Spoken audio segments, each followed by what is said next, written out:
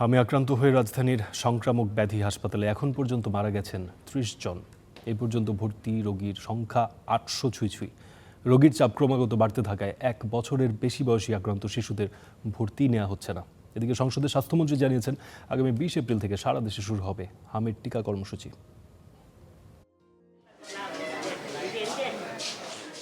মাত্র ২ মাস বয়সী মরিয়ম ছোট্ট শরীরে বাসা বেঁধেছে মারাত্মক ছোঁয়াচে হাম ভাইরাস। তীব্র জ্বর, শরীর জুড়ে র্যাশ থাকায় কষ্ট হচ্ছে ভীষণ। বিভিন্ন হাসপাতাল ঘুরে আদরের সন্তানকে নিয়ে ঠাঁই পেয়েছেন রাজধানীর সংক্রামক ব্যাধি হাসপাতালে। বেডে জায়গা না পেয়ে চিকিৎসা চলছে বারান্দাতেই। ভিতরে সিট নাই, এটার জন্য বাইরে দিছে, জায়গা নেই, খালি নেই। দেখছেন কত মানুষ এখানে দাঁড়াইছে। বাচ্চার অবস্থা এখন বলে নেই কিছু, ওগুলো ঠান্ডাটা বেশি আর এই হামগুলো অনেক উঠছে। যত কষ্টই হোক সরকারি হাসপাতালে চিকিৎসা নিতে চান বেশিরভাগ রোগী। কিছু অভিযোগ থাকলেও সেবা নিয়ে সন্তোষ প্রকাশ করেন অনেকে। কষ্ট হোক, চিকিৎসা হচ্ছে আর কি। চিকিৎসাটা ভালো হচ্ছে, আমরা সেই মানিকগঞ্জ থেকে আসছি। পরে এখানে নিয়ে আসার সাথে সাথে ওষুধ দিছে, চোখ ফুলে গেছিল, চোখের ড্রপ দেওয়ার পরে চোখ ফোলাটা কমে গেছে। সব সার্ভিসই ভালো পাইছি আমরা।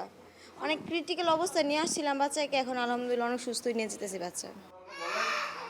হাসপাতালের তত্ত্বাবধায়ক বলছেন, বুকের দুধ না পাওয়া বাচ্চারা হামে বেশি আক্রান্ত হচ্ছে। যেসব বাচ্চারা বুকের দুধ কম পায় তাদেরকে পুষ্টিকর খাবার দেওয়ার পরামর্শ দিচ্ছেন তিনি।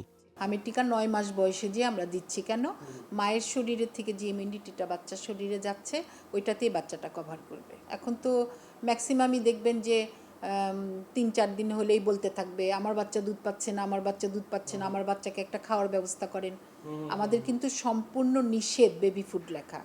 এই হাসপাতালে সক্ষমতার চেয়ে কয়েকগুণ রোগীকে চিকিৎসা দেওয়া হচ্ছে। তাই এখন কেবল ১ বছরের নিচে হামে আক্রান্ত রোগীদের ভর্তি করা হচ্ছে এখানে।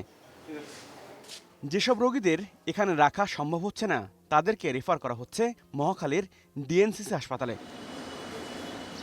হাবিবুর রহমান অফি, স্টার নিউজ, ঢাকা।